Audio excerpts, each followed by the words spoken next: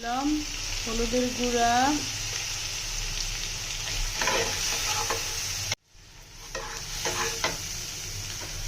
শুকনো মরিচের গুঁড়া, ধনিয়ার গুঁড়া, মশলা কষানোর জন্য পানি। এবার লবণ দিয়ে ঢেকে দিব। এবার আলুগুলো দিয়ে দিব।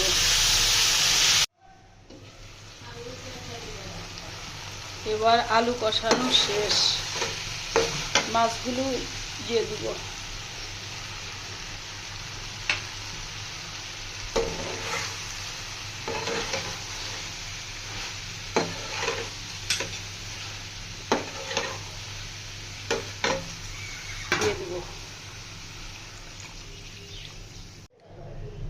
এবার আমার রান্না শেষ।